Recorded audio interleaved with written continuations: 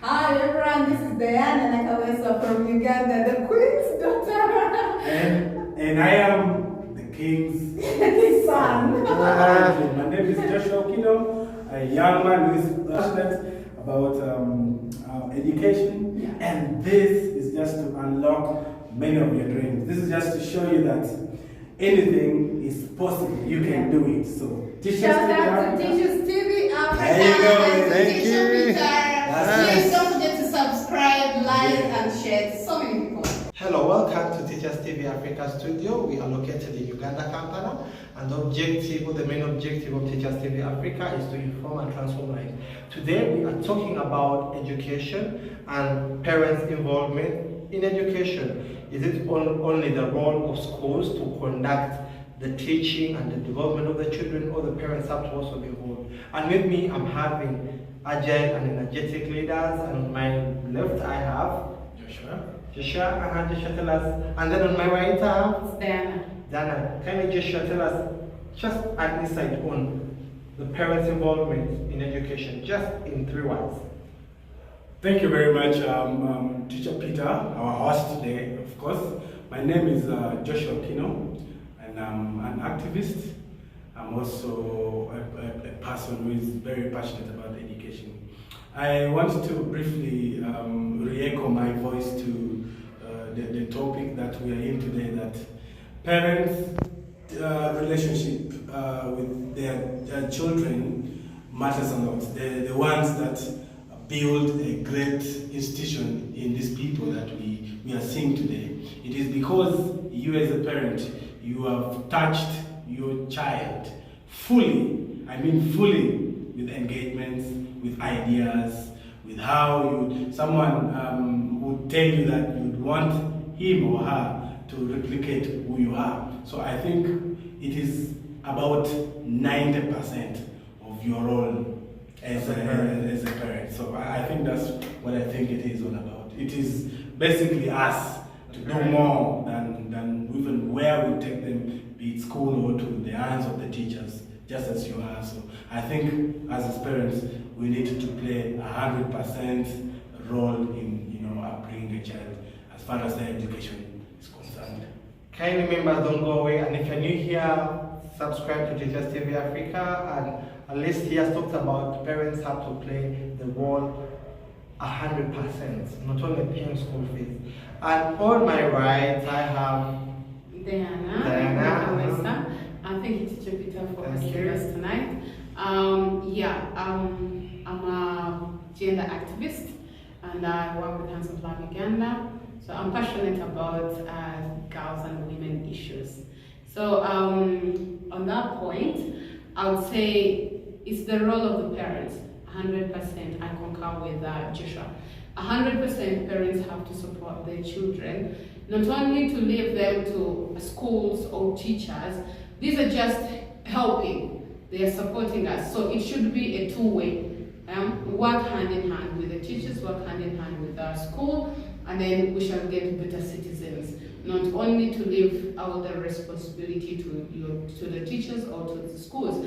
The teacher at school will not tell your child how to eat.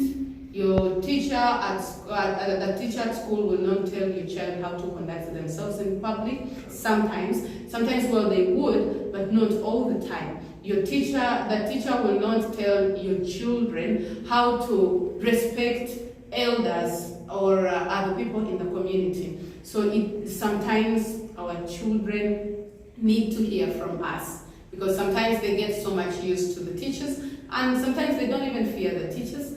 Sometimes how we learn, sometimes we learn through fearing, or sometimes we learn through sharing. So when sometimes we fear someone or we respect them, we tend to do what those people want us to do or what they tell us to do. So most of the time we know very well our children love their parents so much, and they do respect them. So it is better us to do that first teaching. We should be the very first teachers to these children before we send them to the schools and teachers.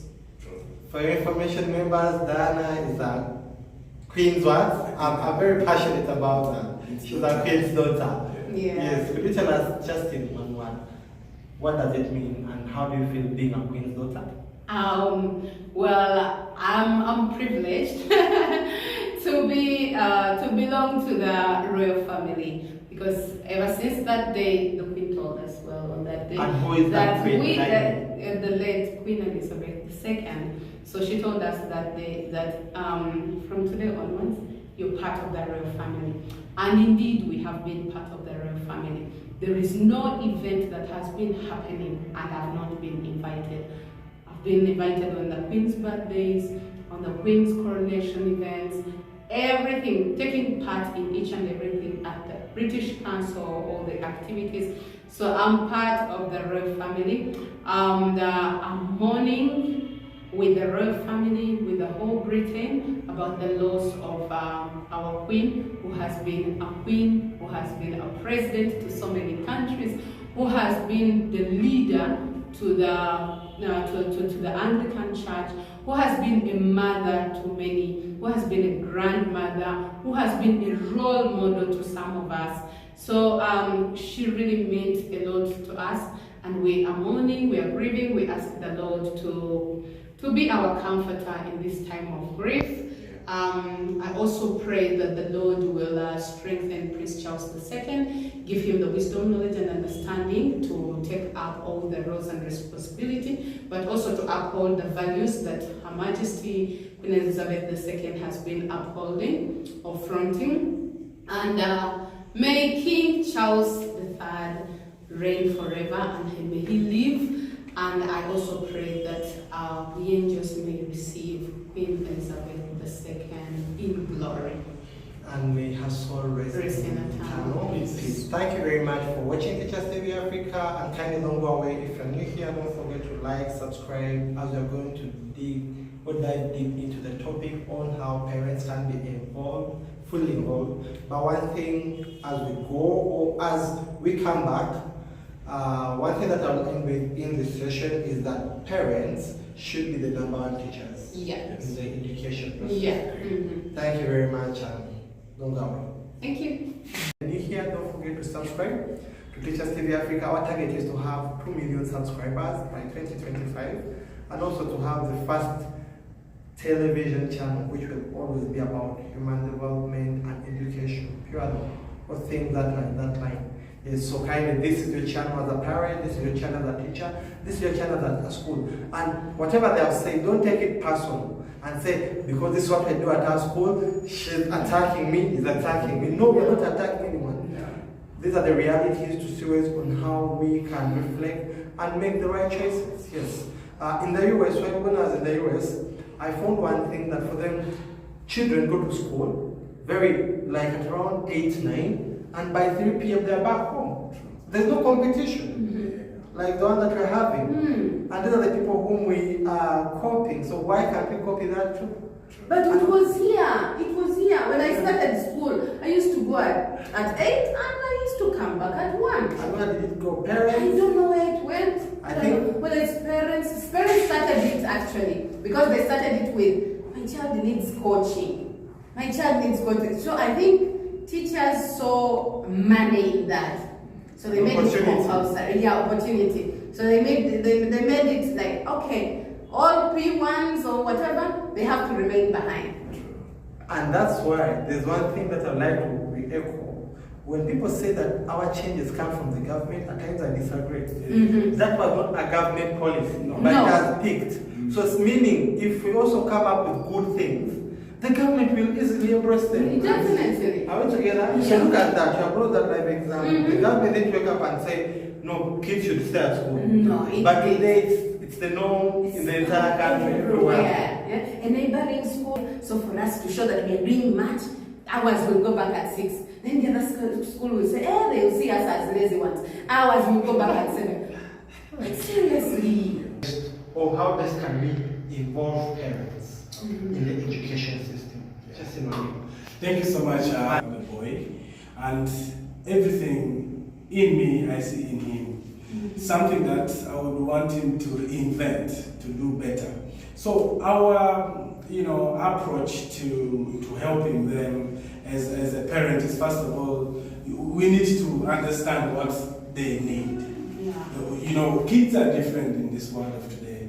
And I want to agree with my colleague that technology came and kind of swiftly took us, it gave us some sort of a shake, but something that we can use, because I believe every generation comes with opportunities. So as a parent, or as parents out there, we need to sit down and try to understand how we can have ourselves involved in our children's education itself. We need to be participatory enough in upbringing them, in assessing, their educational trajectory, because you will find that, like for instance, would want my son to be a doctor, yet I actually don't know that the guy loves balls, football. I want to give an example of my own. When I remember I wanted to do music, dance, and drama when I wanted to go to the university, and when I brought this up, it was a total mess for me in the family. People never agreed that actually me doing MDD would make me into something that the country would be proud of. But our host tonight agrees with me that media right now is what is running the world. Media. And if I'd done that right now, I'd be a media guru. But I am not saying that when I deviated into what they wanted me to do, it's not like I did, I had to find a way of absorbing the pressure and taking on the leap of faith that, I could do something better. So I think parents to their children, education is something right now that we don't need to look at books itself. There are so many things. I am not afraid to say that sex education, you don't really need to know books though. There are so many examples I can give. She talks of being a critical thinker.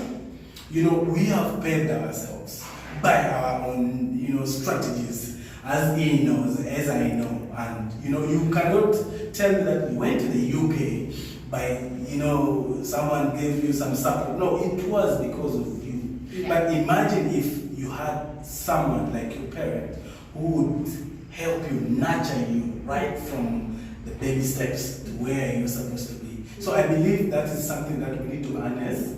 That is something that we need to work. We need to know that it is your responsibility. One thing I picked from your conversation is that we come back home, we forget our duties.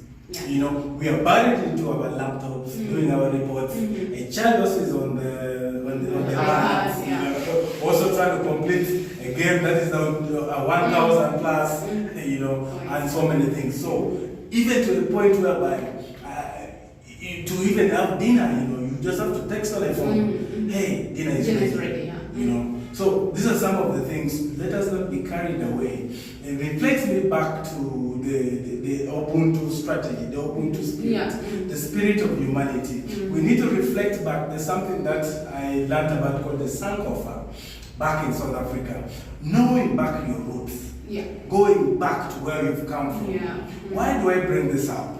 I bring this up because back in the days, even before things were invented, I have my grandmother. She would listen to radio and interpret to you the news better than you. She would address a problem better than us. These are the people that I call in meetings, our council meetings, and you're like, you're an elder, please advise us. Where is our knowledge coming from? Yet a PhD is seated right next to her. So this is something that we really need to put our energies together and know that, yes, the education system setup is not as bad as though we think. But even you as a person at home, and people who are even guardians, it is your responsibility that this is how you want to nurture your child. This is how you would expect him to behave in public. Because we learn a lot. Now, when you do that, you are assisting him, the learning abilities you are talking about. A kid will know that, okay, when I'm in public, I don't need to run around, I don't need to speed, there's some common ethics that, we need to understand how to, work away. My 1 minute is gone, but As I give out my parting shots, I just want to re-echo my voice that there are very many young leaders out there, and you need to choose what area exactly you need to, help the education sector work. Wherever you can, in communities, try to not just re-echo your voice, but use your life examples. Help someone out there directly. Don't just come and speak onto the platform like I am doing, and you go back there, you do a totally different thing. So we'll have to encourage you all that, yes, there's something that can still be done. And last but not least, I want to appreciate Teachers Africa, Teachers TV Africa, a part of Teachers in Need Initiative, a part of Teacher Peter's initiative, and this whole entity. We want to thank you. We want to give you a leap of faith that the angle you've taken is going to change the narrative. We think it's going to make us realize ourselves that, oh, we can actually do something better. We can actually do something different. You are well traveled. We are all well traveled. Why don't we merge ideas, pick what we can, bring back home, and we use it to build our own nation? I thank you so much, and please follow and subscribe Teachers TV Africa on YouTube and also on Facebook and other platforms. Thank you very much. I think that would be my parting shot. And I return the microphone. Sorry, I was showing them that as they are saying, that's a channel, and anyway, that is made by teachers using millets. It's an African. Yeah. There's nothing like I think that's tea leaves. Those are tea leaves. Yeah. Yeah. This is We know that tea This leaves. is Majan, yeah. Yeah, those are tea leaves. Beautifully done. Yes. I appreciate it. And members, yes, thank you very much. One thing which I've picked from this submission and parting shot that at the end of the day, parents should learn how to get fully involved in the education process. Exactly. Yes, kind of parents pick that.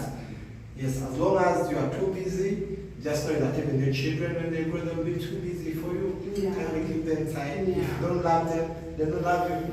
Thank you. Appreciate it. Thank you so much, Teacher Peter, and thank you, Joshua, for your presentation. I'll start with that. How will parents get involved? Yes. Well, I love scenarios. I love sharing scenarios. So I have a friend of mine, and she's a counselor. So she was in a certain home counseling some of the children. The parent decided to call the counselor to talk to the children. And on this particular day, she requested the parents to be available, and she talks to the children. So asked the children to say what really hurts them, or what are their challenges, so the parents can also share, and then they see where the problem is. Yeah. So as they were discussing, the child made her presentation, and then this child concluded with one thing, and then she said, "Mommy, we have everything, and we are very rich, but we don't have the joy and happiness. How I wish we can be poor again and have the happiness that we need." Can you imagine if your child said that to you? I would really want to know how old that child. The child was only 8 years. 8 years. 8 years. 8 years. But she said, "I wish we can be poor and be happy." They look at the value of being rich. I know. So that brings me to my point. Sometimes parents think, once I pay the school fees, once this child gets break, once this child gets a soda and a cake to take to school, she has a school van, they're taking her, they're bringing her. The child has all the toys that she needs. She can eat whatever she wants. She asks for pizza, it's there. She has this ABCD. That is enough.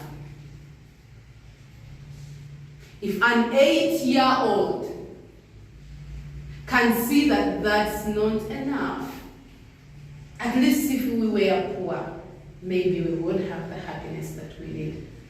Which means that I think we've left money to take us. That is one thing that I can say, So we think money is everything, but money is not everything. This child of yours needs you. This child needs to see you. This child doesn't want to see you in conflict, you and your husband conflicting each and every night. That hurts them. But sometimes they can't say anything, you know? So we need to see how much are we getting involved in our children's academics. One, make sure that you make a very good environment for your children. An environment which is conflict-free, because that alone can affect your child. For you think, okay, the child has everything, but every time, every night you're on the phone fighting maybe with the father, or you're separated but you're still fighting. The father comes at home, I want to see my children, you're not seeing them, I pay the school fees, no, what, all that kind of stuff, you know. Or you're living together, but every night it is just like there is no happiness at home. That alone affects the child's academics. Be an example to your children. What you want your children to be in the future is what you should show them. Show them the right steps to take. Then another thing I would talk about is get involved. You know, their children, their parents will pay the school fees and everything, but they will never at one day say, can you please bring your books and I go through? They don't even know. For them, their role, they come back at home and they ask, did you go to school? Yes. How was school today? And that has become like a song. How was school today? It was okay. Oh, okay, that's good. You know, it was fine. Oh, that's good. You know, have you finished your homework? That is the next thing. Have you finished your homework? Yes, mommy. Good girl. Good boy. Get ice cream. And that is done. And then the next routine for the next thing will be done tomorrow. Ask about how was your school, how was homework, you didn't get late to school, and that's it. She has said she's done with homework, you don't even know what she has written. They did a test, you don't even know how she scored. And even if you know she scored a 20, you don't even know why she scored a 20. Maybe your role is to say, the last time you scored 70, you're declining, that is not good. And you leave it at that. Why don't you find out why? Go to the school. Go to the school, ask the teachers, sit down with your child, talk to her. Sometimes the children know the reasons behind everything. They know, but sometimes they don't even know how to get out of it. But if they had someone to listen to them, then they will get out of it. Then please always find time, and always find time when the teachers call us for PTS. Many parents don't turn up for PTS. They will just communicate and say, hey, I'm sorry, I'm busy, what, please send this. I know of a parent who paid school fees to this one child for 5 years, and they had never seen their report. My friend, the parent was still paying school fees, yeah. And they're in the same house.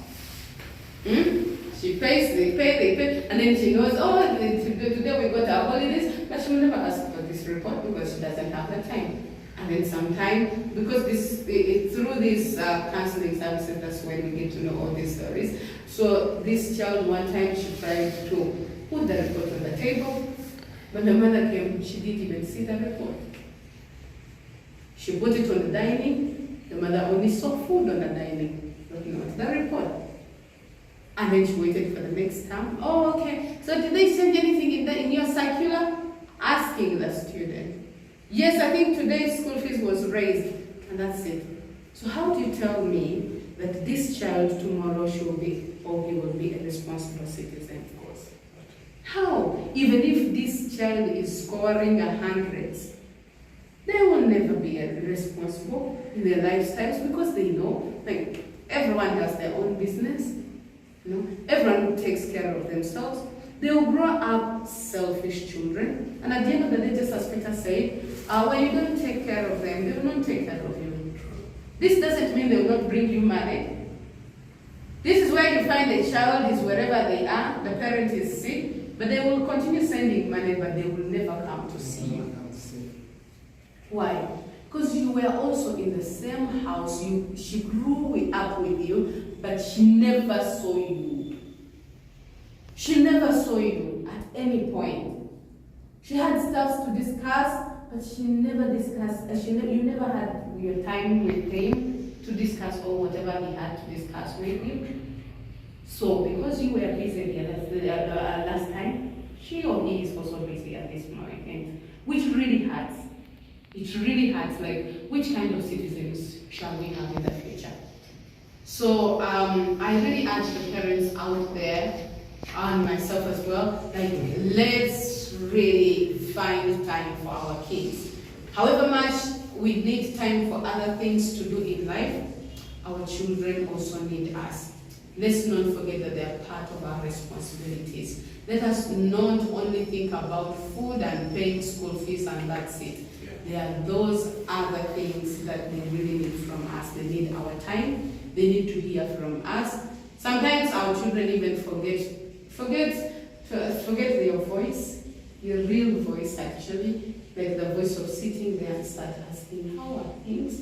Why was this like this? And the only things they grow up remembering is, why did you do this? You know? So, yeah, I think, yeah. As I conclude, I would like to thank Teacher Peter for hosting us tonight. Thank you very much for giving us this platform, of giving us this opportunity to share with the world, with our Uganda. We really wish Uganda the best. We want to see a better Uganda. We want to see those brilliant young people, intelligent young people performing and also competing with the world. And the only way we can compete with the world is when we are fully supported. So we don't want to be supported in one area and leave the other area loose. So we really want to balance the board. So may the parents out there balance the board. And everyone else, don't forget to subscribe to Teachers TV Africa.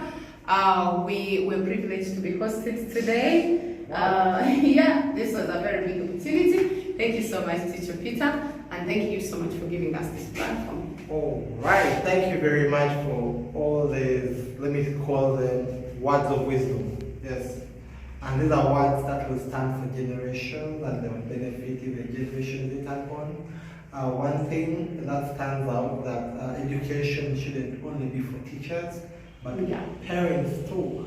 And as Dana said, she is customizing this for Uganda, but this is for the entire African continent and the world at large. Because if a Ugandan is doing well, it simply means that a Kenyan will be doing well, a Nigerian will be doing well, a South African will be doing well, and that's the way how we can help our continent. That's one thing. Then the other thing is, back on your points, one thing which at least I also take home is that if all of us, like as parents, if we spend most of our time on making money, a large slice of life passes us by.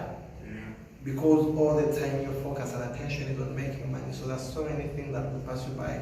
Then, I've also learned one thing. I'm packaging them in my own way, how I've learned them. Yeah. Yes, I've also learned that when we are looking at schools, let us not look at schools as just customers or clients where we give them kids or children and then we give them money. Let us look at parents let us look at schools as development partners. We are developing this child together. Not a place where we can hide our children as we are busy. From our responsibility. Yes, and like there is a statement that I had during COVID, which really saddened me. You know, when they closed schools, parents were only shouting, please government open schools. Not because they wanted their children to go back to school and learn, but saying, why were you saying the government should open up schools?